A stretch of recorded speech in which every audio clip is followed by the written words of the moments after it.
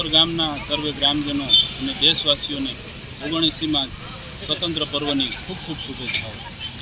આજનો દિવસ ખરેખર રાષ્ટ્ર માટે અને સાપર ગામ માટે ખૂબ જ મહત્ત્વનો છે। વિશેષ મહત્ત્વ એટલા માટે છે કે આપણી સેનાએ છેલ્લા થોડા વખત પહેલાં અદમ્ય સાહસ દેખાડી અને ઓપરેશન સિંદૂરમાં માત્ર 20 મિનિટમાં દુશ્મનને ઘૂંટણો પર લાવી દીધો।